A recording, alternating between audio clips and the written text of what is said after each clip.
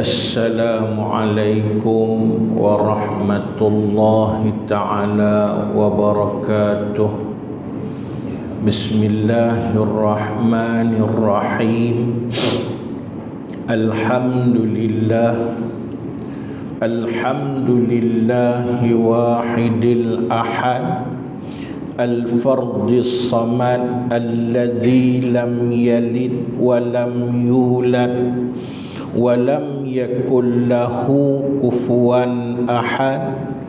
Asyhadu an la ilaha illallah wahdahu la syarika lah wa asyhadu anna Muhammadan abduhu wa rasuluh sayyidul jinni wal bashar.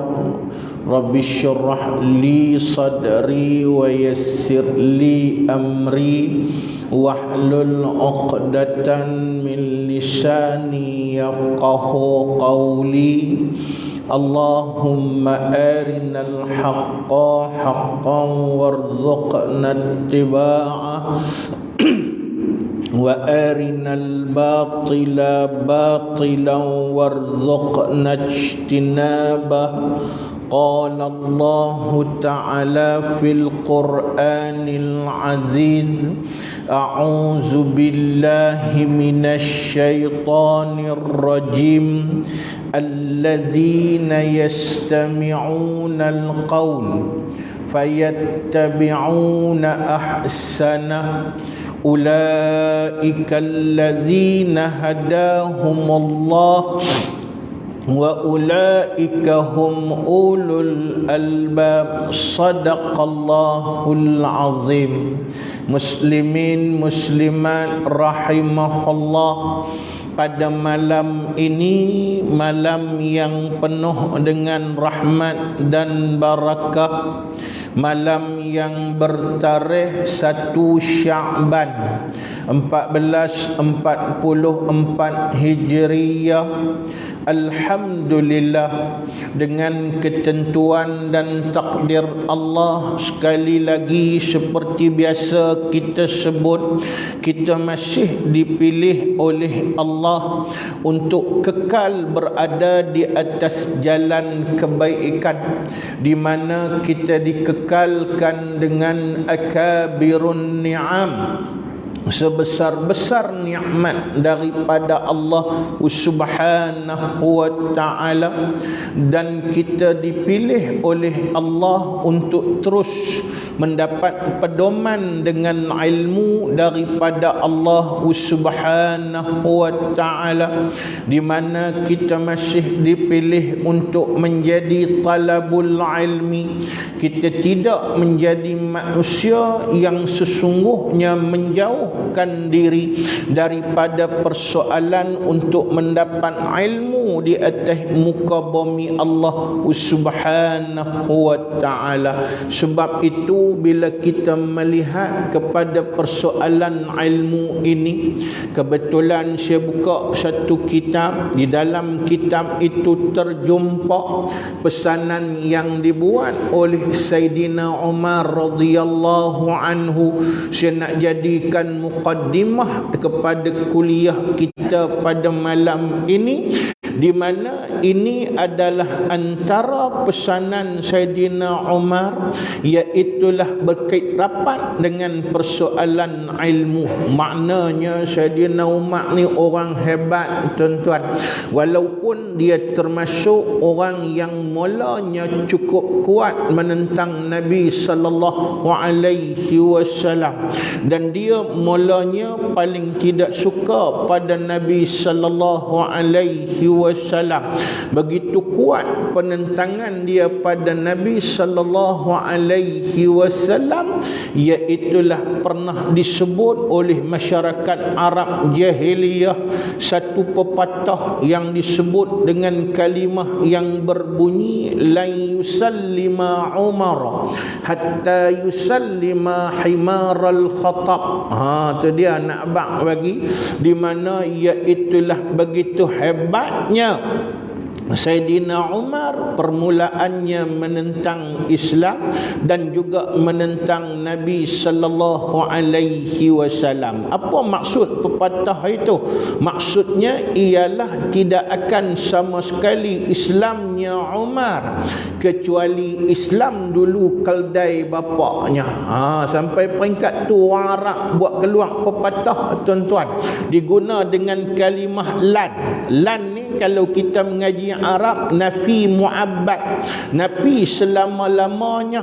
Seolah-olah orang Arab ni kalau berita sampai kepada mereka iaitulah sesungguhnya Sayyidina Umar tu Islam, maknanya mereka tidak akan percaya sampai peringkat mereka sandar iaitulah kalau Islam dulu keldai apa nama al-Khattab, yakni keldai bapa dia, barulah kami percaya umat tu Islam. Tu dia sampai peringkat tu, tuan-tuan. Pasal orang tahu tak mungkin Umar ini akan menjadi Islam dan mengikut Nabi sallallahu alaihi wasallam. Dan begitu juga, begitu tegarnya Sayyidina Umar ini menentang Islam sehingga dia termasuk di dalam doa Nabi sallallahu alaihi wasallam, di mana ketika permulaan Islam Nabi pernah berdoa kepada Allah Subhanahu wa taala dengan doa yang panjang, menyerahkan segala-galanya kepada Allah. Antaranya Nabi sebut, ya Allah, bantulah aku meneruskan perjuangan ini, Islamkanlah salah seorang daripada dua Umar. Tak payah Islam dua-dua Umar pun tak apa, cukup dengan seorang Umar. Siapa dia dua orang Umar itu? Satu Umar bin Al-Khattab, satu lagi ialah Umar bin Hisham. Siapa dia Umar bin Hisham? Sebut nama ni orang tak kenal. Dia kena sebut nickname dia, dia kena sebut nama glamour dia, iaitulah Abu Jahal. Tuan-tuan muslimin muslimat rahimahullah, Nabi pernah berdoa pada Allah, ya Allah, bantulah perjuangan ini, Islamkanlah salah seorang daripada dua Umar. Tentu ada pasal Nabi berdoa pada Allah, maknanya dua orang ini kalau dia Islam salah seorangnya, maka Islam maknanya iaitulah perjuangan Islam akan menjadi hebat dengan adanya pendukung yang menjadi hebat. Doa Nabi diperkenankan oleh Allah, maka iaitulah yang Islam ialah Umar bin Al-Khattab radhiyallahu anhu. Maka bila dia Islam, dia bertukar 360 darjah. Maknanya kalau dulu dia begitu kuat menentang Islam, maka bila dia Islam, dia menjadi kuat pendukung, menjadi pendukung kepada perjuangan Islam, tuan-tuan. Dan kemudian dia begitu kuat membela Nabi sallallahu alaihi wasallam. Lalu iaitulah maknanya dia juga kuat menimba ilmu daripada Nabi. Sayyidina Umar pernah menyebut tentang ilmu, satu perkara yang menjadi pesanan Sayyidina Umar. Saya nak kongsi dengan tuan-tuan dalam mukaddimah kuliah kita pada malam ini. Sayyidina Umar menyebut, la tata'allamul ilma li salasin wa la tatrukhu li salasin. Janganlah kamu belajar sesuatu ilmu kerana 3 perkara, dan jangan juga kamu meninggalkan ilmu disebabkan dengan 3 perkara. Jangan mengaji kerana 3 benda ni. Niat bagi elok, i'tiqad bagi sempurna. Karena kalau kita mengaji kerana 3 benda ini, maka sesungguhnya akan hilang barakah ilmu daripada diri kita. Kita tidak akan mendapat manfaat daripada ilmu. Dan jangan juga kita tak mengaji. Pasal apa? Pasal 3 benda ni tuan-tuan. Kalau orang tak mengaji pasal 3 benda ini, dia akan menjadi orang yang cukup rugi dan binasa di dunia dan juga di akhirat Allah Subhanahu wa taala. Baik, apa dia? Yang pertama, la tata'allamuhu, jangan kamu belajar sesuatu ilmu itu. Yang pertama, litamara bihi, iaitulah kerana nak guna ilmu itu nak berdebat dengan orang lain, nak cari hujah. Mengaji itu pasal nak cari hujah, nak pergi berbahas dan berdebat dengan orang lain. Nabi cukup marah jenis orang mengaji nak guna ilmu tadi untuk berdebat. Ilmu bukan guna untuk berdebat. Ilmu ini bukanlah untuk nak tunjuk pandai. Ilmu ni juga bukan nak tunjuk kata siapa hebat, tuan-tuan. Ilmu yang kita mengaji ini untuk benar-benar mendapat rahmat dan kasih sayang dan redha Allah. Kerana apabila kita buat sesuatu amalan dengan ilmu, amalan kita itu amalan yang diterima oleh Allah Subhanahu wa taala. Satu, litamara bihi, kerana mahu berdebat dengannya.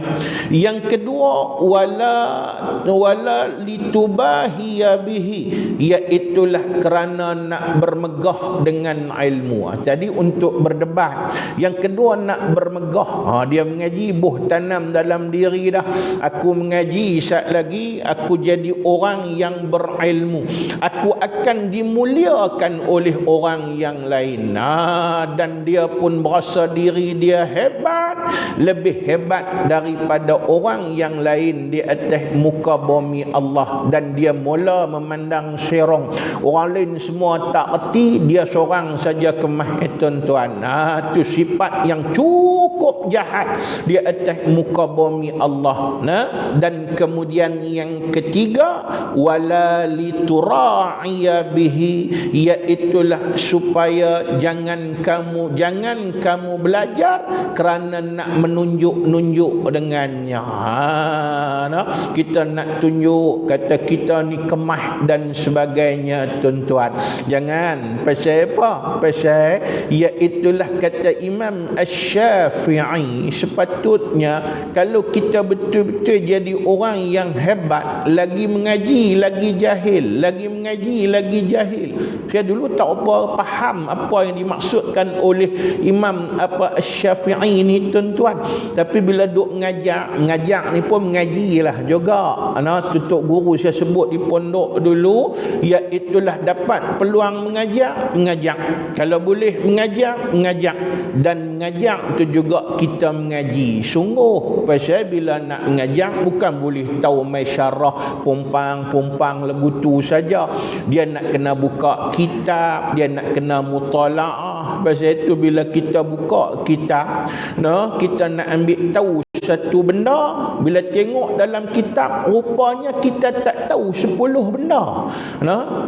Menunjukkan bahawa iaitulah kita akan sedar tentang kekurangan diri kita di atas muka bumi Allah. Sebab itu tawadhu' pakaian orang-orang yang berilmu, bukan takabur dan bukan membesarkan diri, tuan-tuan muslimin muslimat rahimahullah. Itu Sayyidina Umar pesan, 3 benda ni jangan jadikan alasan untuk kita mengaji. Dan wala tatrukhu, dan janganlah kamu meninggalkan ilmu dengan sebab 3 perkara. Bila orang tanya hang mengaji tak? Aku tak mengaji. Pasal apa? Kalau ada pasal 3 benda ni, maknanya dia orang yang cukup rugi di dunia dan akhirat. Apa dia? Satu, disebut oleh Sayyidina Umar, hayaun min talabihi, malu untuk mengaji. Dia jadi malu nak pi, aku tua dah. Sekali orang kata tua baru nak pi mengaji, baik tak usah mengaji, senang. Pasal apa? Tak gaduh malu. Orang pun tak nampak.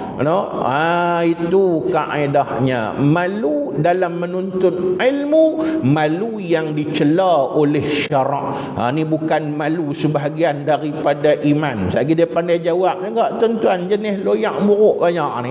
Dia katakan, ustaz kata malu sebahagian daripada iman. Malu untuk nak pergi mengaji, malu ni bukan sebahagian daripada iman, tuan-tuan.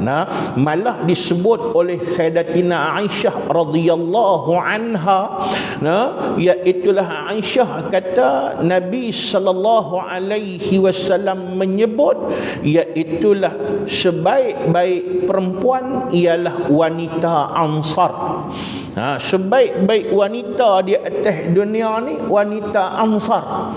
Lepas tu Aisyah tanya, ya Rasulullah, pasal apa hang kata iaitulah sesungguhnya sebaik-baik wanita itu wanita Ansar? Apa ciri yang menunjukkan mereka itu sebaik-baiknya? Iaitulah salah satu kata Nabi sallallahu alaihi wasallam, mereka tidak malu untuk bertanya persoalan fiqh demi untuk mereka beramal supaya diterima oleh Allah. Kan masalah fiqh tadi, tambah-tambah fiqh orang perempuan, masalah haid, nifas dan wiladah. Nak pergi tanya Nabi, malu.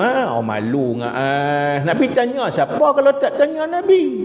Nabi tu maknanya punca ilmu. Orang perempuan wanita Ansar tak ada, dia tanya beradab-beradab dengan Nabi, tuan-tuan, untuk selesai. Sebab kalau tak tanya nak beramai ke mana, tuan-tuan? Muslimin muslimat rahimahullah.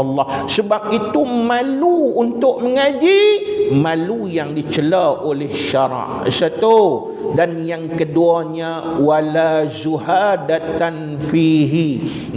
Dia tak mengaji pasal apa? Sebab tidak berminat. Rasa tak minat.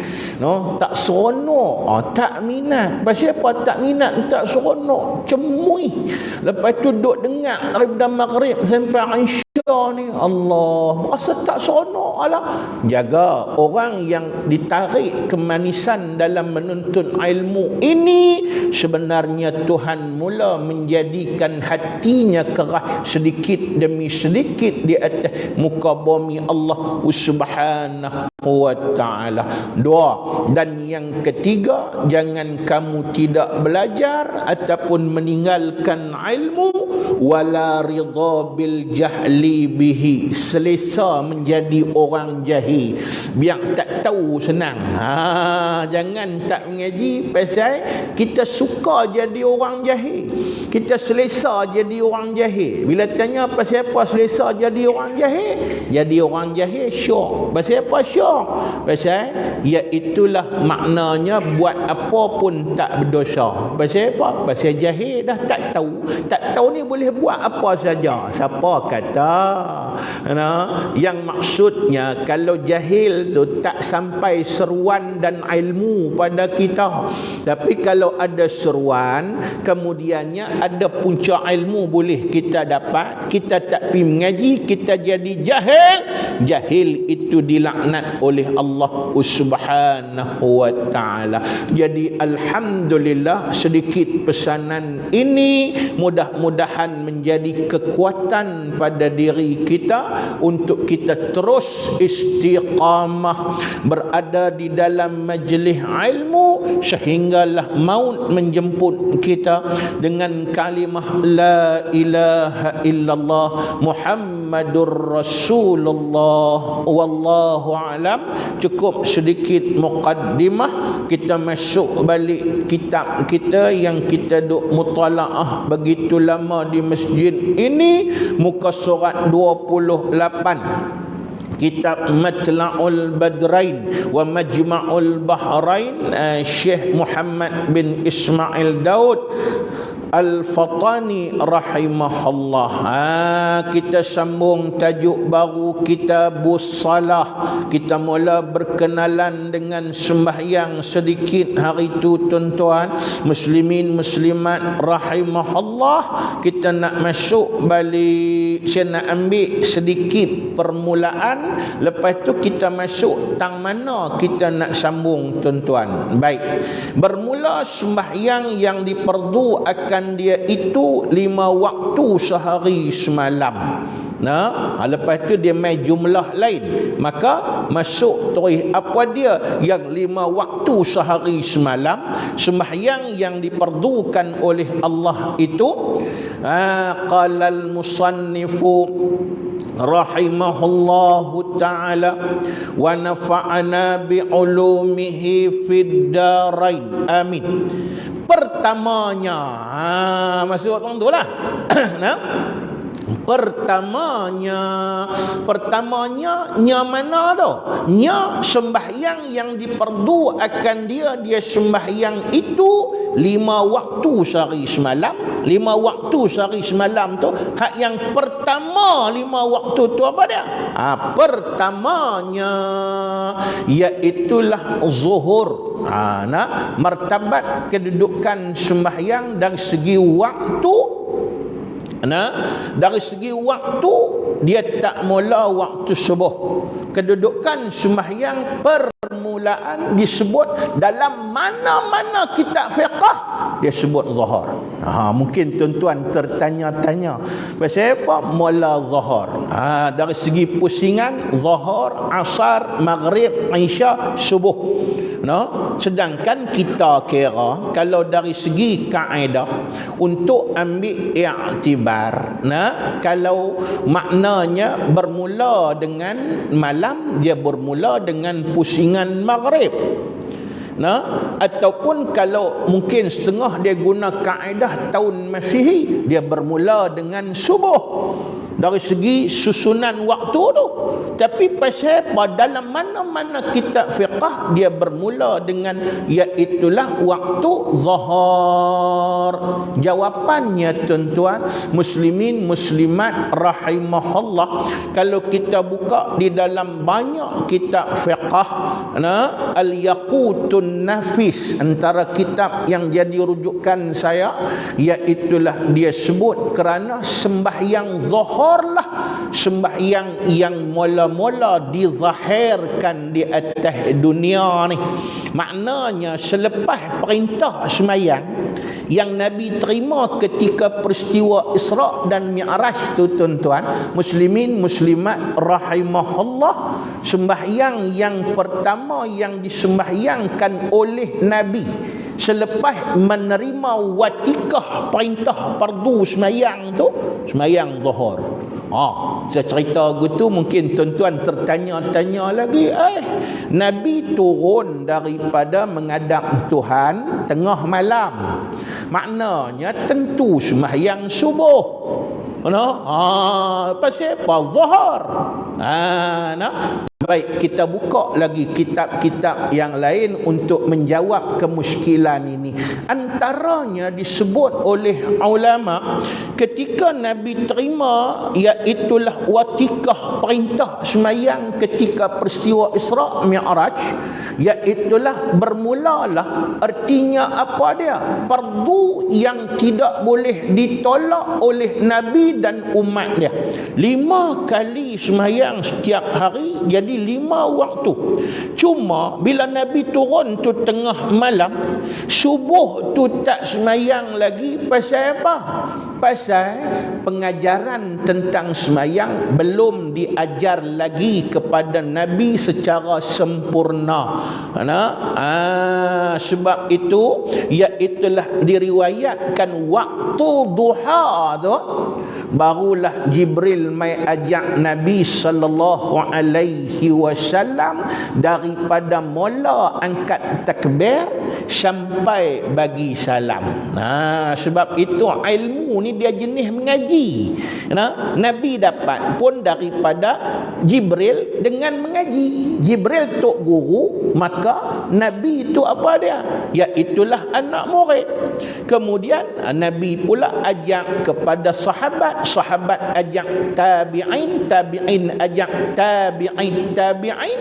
Begitulah berlangsungnya proses ilmu sampai hari kiamat. Al-ilmu bitta'alum, kata Nabi.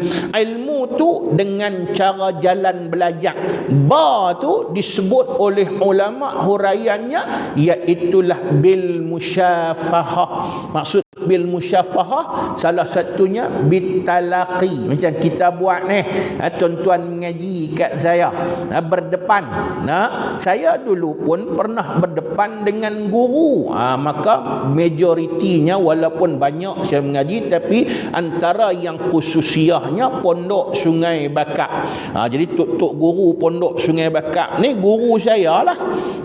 Guru-guru Pondok Sungai Bakar ni, mereka mengaji. Contoh Tok Guru Haji Yusof Syaitan, Tok Guru Haji Yusof, pengasas Pondok Sungai Bakar. Tok Haji Yusof pula, dia mengaji kat siapa tuan-tuan? Muslimin muslimat rahimahullah. Antara guru utamanya iaitulah Pondok Manabi'ul Ulum, Syekh Syekh Jalaluddin.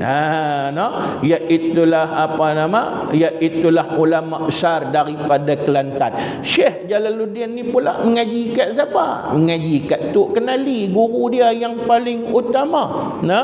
Begitulah sanad ini bersambung, akhirnya sampai pada Nabi sallallahu alaihi wasallam. Sanad ilmu ni penting, penghubung dia tuan-tuan. Pasal kata sebahagian ulama, contohnya Ibnu Sirin, dia sebut kalau sekiranya tak ada sanad, siapa pun boleh cakap tentang ilmu. Itu kaedah. Sebab nak jaga apa? Nak jaga autentik tentang ilmu. Sebab itu waktu duha tu Jibril turun ajak Nabi. Sebab itu subuh iaitulah tak disembahyangkan lagi. Mula-mula Nabi sembahyang secara resmi iaitulah sembahyang zuhur tu tuan-tuan. Muslimin muslimat rahimahullah. Sebab itulah kiraan waktu sembahyang dimulakan dengan zuhur, dengan makna awwalu salatin zaharat fil ard, sembahyang yang mula-mula dizahirkan di atas dunia. Sebab itu daripada kalimah zaharat tu timbullah perkataan zuhur. Iaitulah sembahyang yang pertama dizahirkan di atas muka bumi Allah Subhanahu wa taala. Macam saya tengok satu kitab, dia kata sembahyang yang mula-mula Nabi sembahyang iaitulah berjamaah dengan Jibril alaihi salatu wassalam. Itu kaedahnya tuan-tuan. Bagi faham tentang tu, untuk kita ambil iktibar. Sebab duk semayang ni lama dah. Kita pun tak tahu. Orang tanya pasal apa makna zuhur, maknanya diambil daripada kalimah awwalu salatin zaharat fil ard, sembahyang yang pertama sekali dizahirkan di atas dunia ni tuan-tuan muslimin muslimat rahimahullah. Baik, maka awal waktunya, waktu zuhur tu, kemudian daripada gelincir matahari, elok-elok berlakunya, iaitulah dipanggil zawalus syamsi, iaitulah gelincir matahari. Maksud gelincir matahari ini, dia mula jatuh sikit daripada kedudukan asal. Kedudukan asal dikira iaitulah pada waktu yang disebut rembang. Rembang ni makna waktu 12 tengah hari. Waktu itu matahari terpacak di atas kepala. Bila matahari terpacak atas kepala, yang tu nama dia waktu rembang, waktu yang disebut antara waktu yang disebut waktu tanduk syaitan. Sebab itu ada beberapa sembahyang sunat. Kalau sebab tak pada sebab tak apa. Kalau tak sebab, ada riwayat mengatakan hukumnya haram pada waktu itu untuk sembahyang mana-mana sembahyang sunat. Itu ada perbahasan lah tuan-tuan muslimin muslimat rahimahullah. Dan waktu pukul 12 tengah hari, matahari terpacak di atas kepala ini antara waktu yang terbaik bagi khailullah. Waktu untuk kita tidur sebentar. Tidur tidur yang paling baik, tidur yang paling sihat. Sebab dia sekejap ya. Kita tidur tu pun saat lagi sampai waktu lohak kita bangkit lah. Tidur lama mana ke 12 sampai lebih kurang ke 1.5 sejam setengah lagu tu ya tuan-tuan muslimin muslimat rahimahullah. Maka itu antara waktu tidur yang paling produktif. Itu nama dia khailullah. Tambah iaitulah nak bagi dapat pahala. Jawab dia kita kena kait. Dia kena kait. Kait dia agung mana? Kita tidur tu, niat kita tidur untuk apa? Untuk nak dapat kekuatan dan berazam untuk kita lakukan qiyamul lail pada waktu malamnya tuan-tuan muslimin muslimat rahimahullah, dia dapat pahala. Tapi kalau kita tidur saja, kita hanya sekadar mendapat manfaat daripada tidur yang singkat tu tuan-tuan, dapat juga, bukan tak dapat kelebihan. Tidur waktu ni tidur yang dapat manfaat, tapi pahala kait dengan azam dia untuk beribadat. Dia dah tanam dalam diri dia tidur pukul 12. Jadi untuk apa? Untuk dia dapat kekuatan nak melakukan ibadat pada waktu malam. Dia berazam untuk melakukan tahajud dan sebagainya tuan-tuan, maka iaitulah dia dapat pahala. Dia macam sahur lah. Sahur tadi iaitulah dia berazam untuk berpuasa, dan dia berniat puasa. Dia makan sahur tuan-tuan muslimin muslimat rahimahullah. Tapi kalau makan sahur, esok tak puasa, makan syok ya tuan-tuan, tak ada makna apa, kira makan lah. Itu kaedah yang disebut oleh ulama untuk kita ambil iktibar. Baik, matahari betul-betul terpacak atas kepala. Lepas tu kita ni kadang tak apalah, terpacak atas kepala, kita pun buat kerja kita. Dia turun, dia mula orang panggil apa, dalam perjalanan matahari tadi, dia mula naik lagu ni, naik terpacak atas kepala. Okey. Lepas tu dia mula turun. Yang tu nama dia gelincir. Gelincir ni maksudnya dia mula orang panggil apa? Turun, jatuh ke arah matahari jatuh. Tuan-tuan muslimin muslimat rahimahullah, yang waktunya ini diperbahaskan banyak oleh ulama.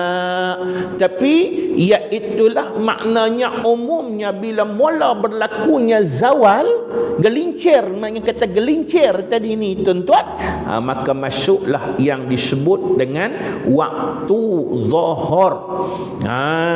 Tuan-tuan muslimin muslimat rahimahullah, kalau tok guru saya mengajak dulu satu tempat saya mengaji tuan-tuan, dia kata iaitulah kalau kita pacak kayu pukul 12 tu, bayang tak ada. Pasal apa? Bayang berpusat di keliling objek tu, tak terbit bayang. Tapi kalau dia terbit sikit bayang, berbeza dengan bayang jadi terbit sikit ni, maka masuklah yang dikatakan waktu zuhur. Itu kaedahnya. Jadi itu cara penetapan dia untuk ambil iktibar, belajar bilah tuan-tuan kaedah dia ni. Pasal ada orang kata tak payah tahu pun tak apa ustaz. Lah pergi tengok takwim lah. Senang. Tengok takwim dia habaq 1.5 masuk. Betul lah tuan-tuan, tapi biarlah ilmu asas dan basic ni ada pada kita tuan-tuan. Kerana nak buat takwim tadi dia kena alim satu ilmu. Apa dia? Ilmu falak. Antara disebut dalam satu hadis Nabi sallallahu alaihi wasallam, Nabi pernah sebut di akhir zaman besok antara perkara yang Tuhan akan lakukan pada umat manusia, Tuhan akan cabut ilmu. Lalu sahabat bertanya pada Nabi, bagaimana Allah Ta'ala cabut ilmu?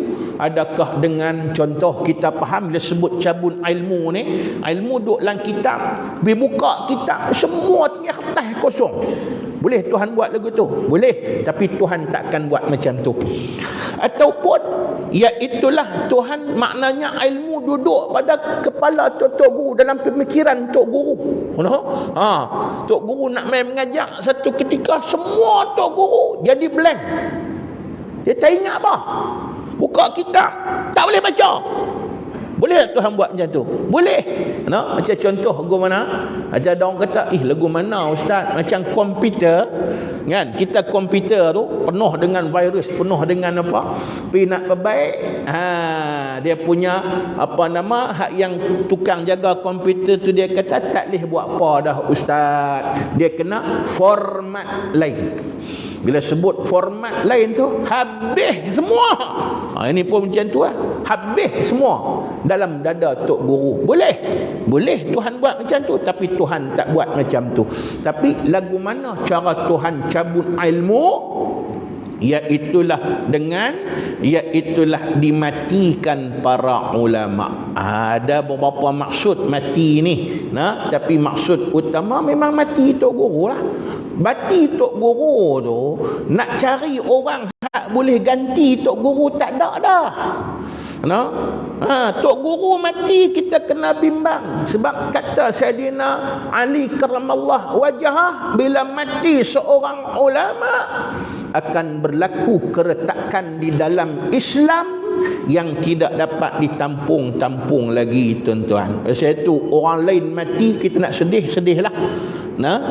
Wallahu alam. Kita rehat sat untuk jawab azan.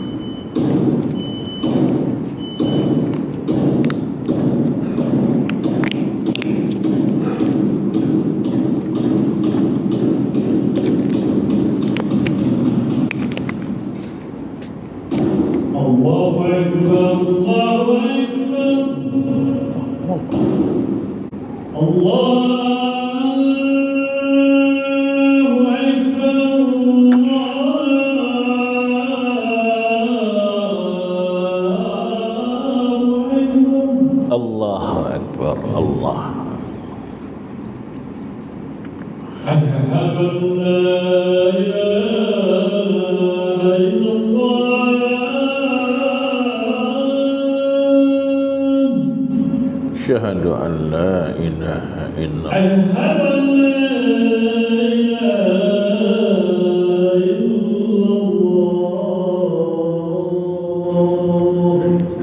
Asyhadu an la ilaha illallah.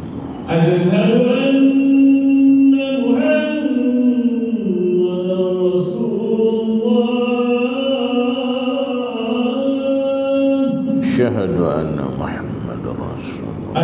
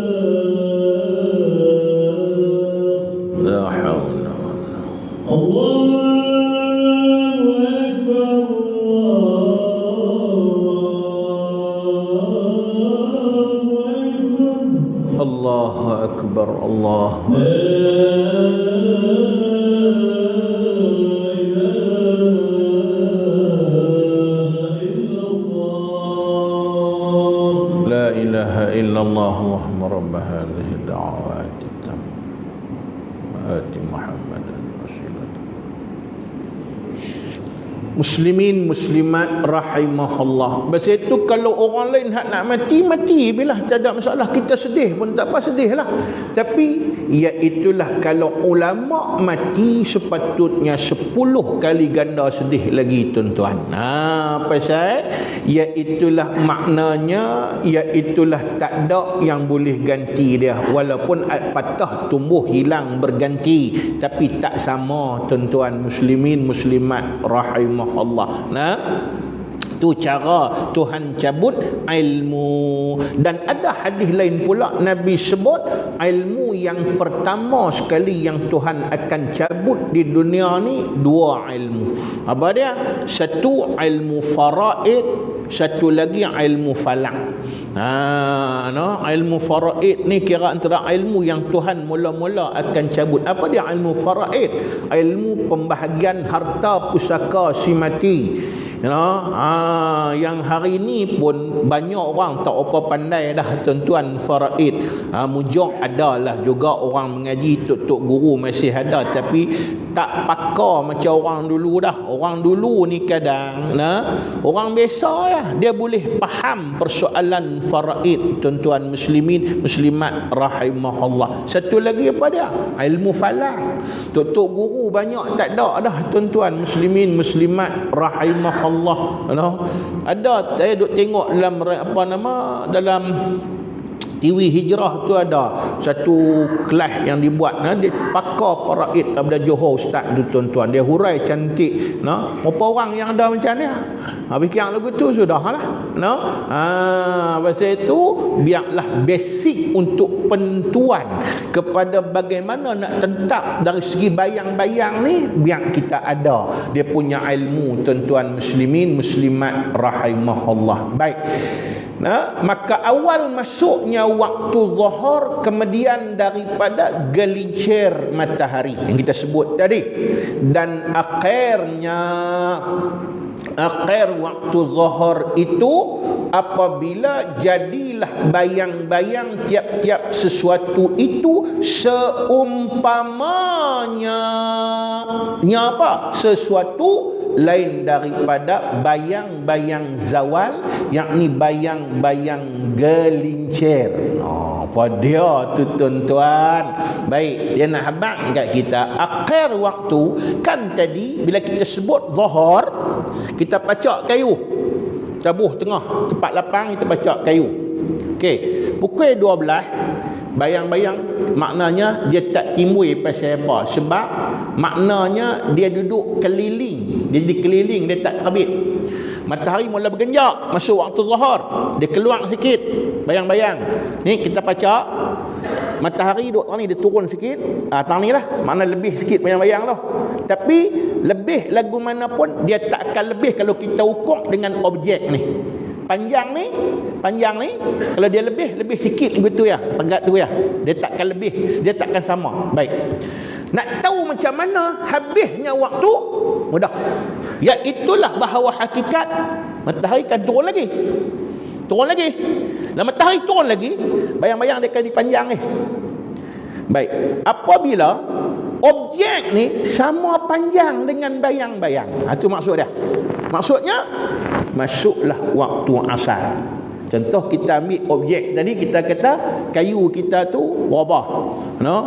Bubuh bila saya bubuh bila 3 cm. Kita ambil pembaris, ukur pula bayang-bayang tadi 3 cm juga.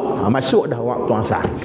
Itu bukan bayang-bayang zawal, tapi bukan bayang-bayang gelincir, tetapi itu disebut sebagai bayang-bayang masuknya waktu asar, berakhirnya waktu zuhur. Tapi buat eksperimen lah esok lah. Malam ni tak boleh lah sebab matahari tak ada, bayang-bayang tak ada tuan-tuan muslimin muslimat rahimahullah. Baik, okey. Dan keduanya waktu semayang tadi, iaitulah waktu asar. Waktu asar pula, maka masuk waktu asar daripada berubah-ubahnya sesuatu atas bayang-bayang seumpamanya. Apa dia tu? Hak tadilah. Kan akhir waktu zuhur maknanya permulaan kepada waktu asar, iaitulah apabila kita pacak kayu, bayang-bayang tadi dia jadi sama panjang dengan kayu tadi. Kalau saya buah makna objek lah apabila bayang-bayang tadi jadi sama panjang dengan objek, maka masuklah waktu asar. Jadi kita tak susahlah, tak gaduh dok pi hukum apa, tapi try bila mana tahu untuk kita nak tengok keabsahan. Absah tu absah dah, cuma keabsahan tadi dari segi ilmu kita pula untuk kita beramal dan nak ambil tahu. Mana tahu sampai satu peringkat kita sampai sesat di tengah jalan ke apakah, tanah lapang nak sembahyang, tengok masuk waktu asar tak lagi, tengok matahari lah. Nak bagi mudah lagi, pacak kayu tadi kita buat ambil kaedah berdasarkan kepada bayang-bayang. Berkekalanlah ia hingga jatuh matahari. Kekal sampai matahari jatuh. Maksud matahari jatuh ni, matahari betul-betul jatuh. Matahari tu kira habis dah, walaupun adanya lagi syafaq merah di kaki langit. Matahari betul-betul jatuh tu, jawabnya tuan-tuan muslimin muslimat rahimahullah, iaitulah bahawa hakikat dalam keadaan tadi kita tak nampak dah matahari tu, tapi tak gelap lagi. Sebab gelap Aisyah, kena faham tu. Cuma kita bila duduk macam di taman apa semua ni, kita mungkin tak dapat faham lagi. Cuba kalau kita duduk tepi bendang ataupun kita duduk tepi pantai, kita tengok. Bila tengok tadi, iaitulah maknanya di ufuk ataupun di kaki langit dia nampak kemerah-merahan lagi. Cuma matahari tak ada dah. Maghrib dah lah tuan-tuan muslimin muslimat rahimahullah. Tapi kalau Syiah masalah, dia kira gelap terus baru maghrib. Tu kalau buka puasa ni kadang Syiah tuan-tuan muslimin muslimat rahimahullah, dia mau gelap betul. Itu kaedah, tak apalah, itu boleh dibahaskan untuk jadi pedoman. Tapi kalau kita tengok perbahasan hak kita ni tuan-tuan muslimin muslimat rahimahullah, maknanya iaitulah jatuhnya matahari. Itu yang maghrib, ghurub. Ghurub ghurub bila tenggelam, maknanya tenggelam matahari. Masuklah waktu maghrib. Dan waktu maghrib ni tuan-tuan disebut, kita tengok dengan kaitan dengan maghrib. Dan ketiganya maghrib, maka masuk waktunya kemudian daripada jatuh matahari. Makna bermula masuk jatuh matahari, masuk maghrib, berkekalanlah ia hingga sempurna hilang syafaq yang merah, iaitulah lembayung merah di kaki langit tu habis terus. Gelap mulalah gelap, dah habis dah lembayung merah tu, tak ada dah, maka habislah waktu maghrib. Dan iaitulah lembayung merah yang ada di kaki langit tadi, dia tak lama. Sebab itu waktu maghrib antara waktu yang singkat di dalam perbahasan sembahyang, waktu sembahyang tuan-tuan muslimin muslimat rahimahullah. Tu kena faham untuk kita ambil i'tibar. Sebab itulah ulama meletakkan 3 waktu ni, zuhur, asar, maghrib, dibahagikan kepada 4 waktu utama dari segi hukum dan dari segi penetapan waktu.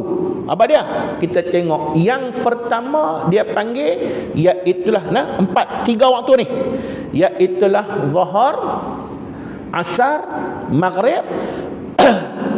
Disebut dalam perbahasan kitab-kitab fiqh, iaitulah terbahagi kepada 4 waktu.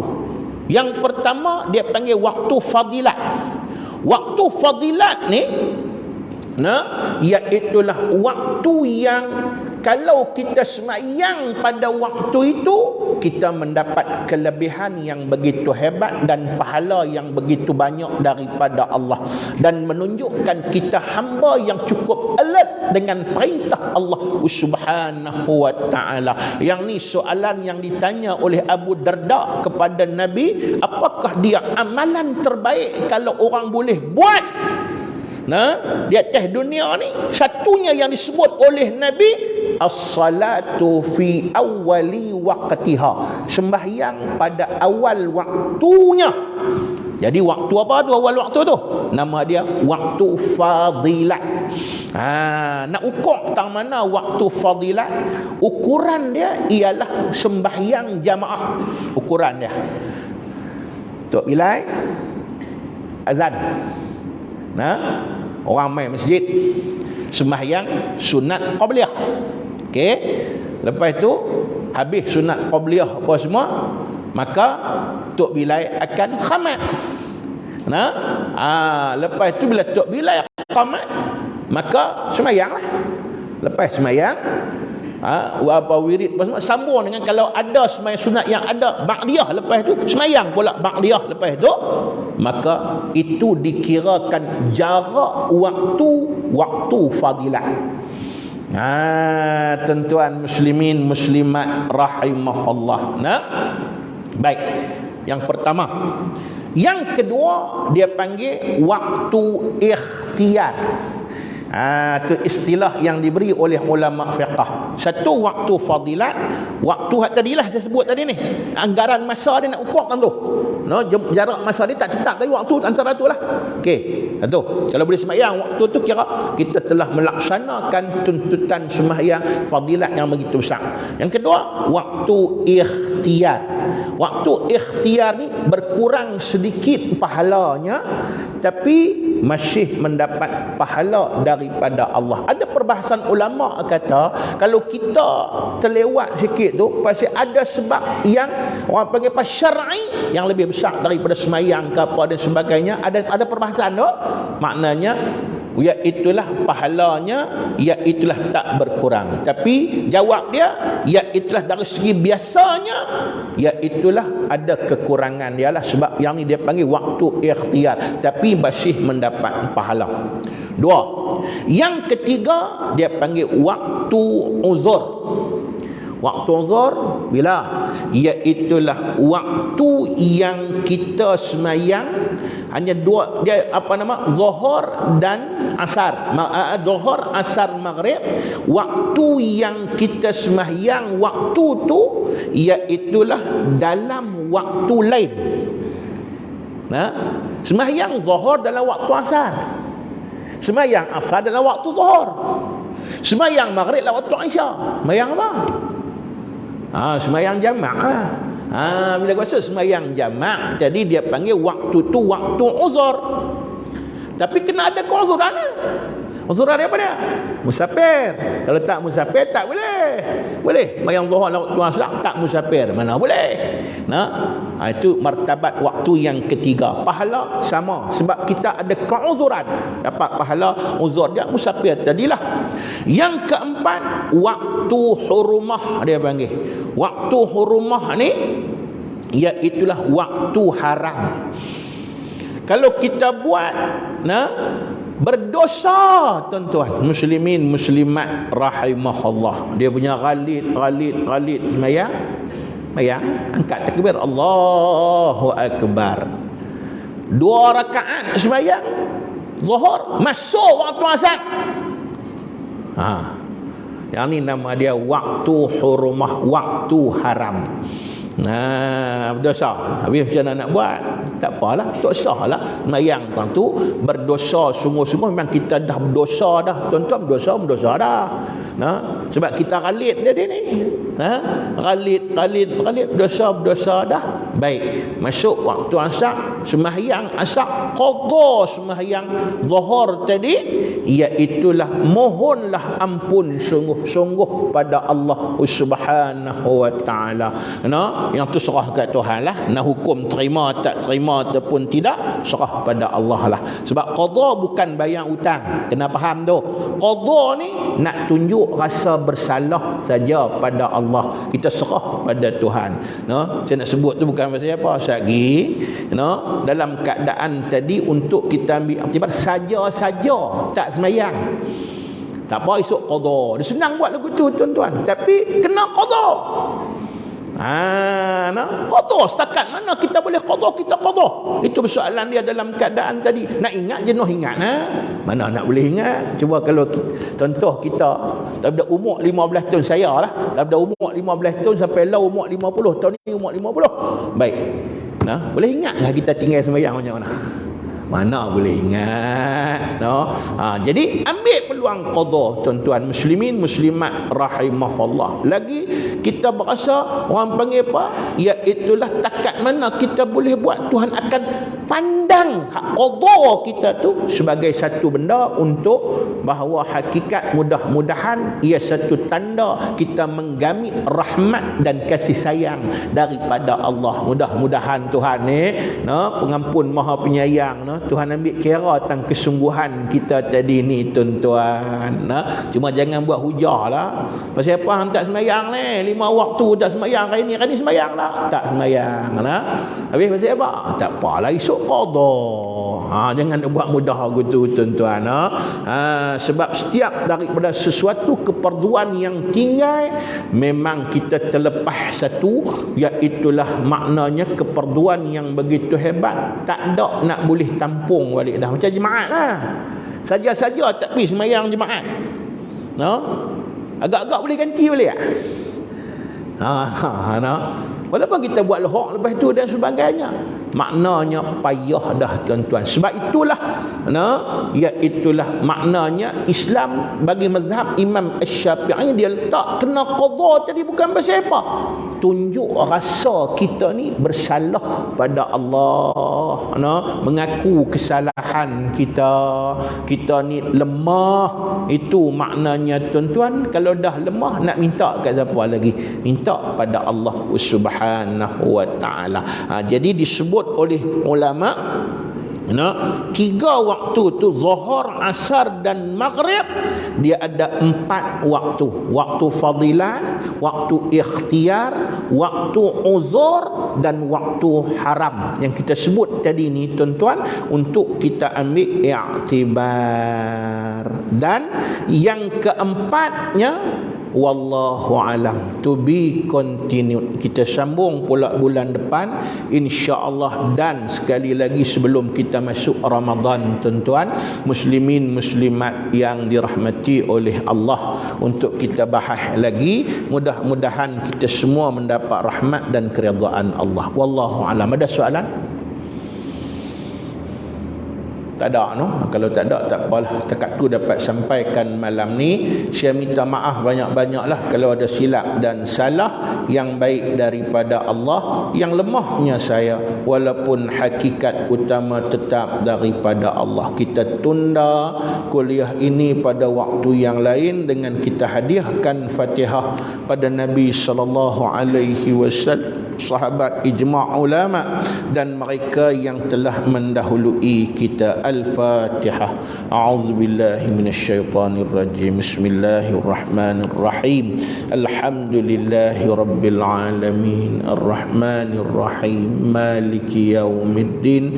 Iyyaka na'budu wa iyyaka nasta'in. Ihdinas siratal mustaqim. Siratal ladzina an'amta 'alaihim ghairil maghdubi 'alaihim waladdallin. A'udzu billahi minasyaitonir rajim. Bismillahirrahmanirrahim. Alhamdulillahi rabbil alamin. Hamdan yuwafi ni'amahu wa yukafi'u mazidah. Ya Rabbana lakal hamdu kama yanbaghi li jalali wajhika wa 'azimi sultanik.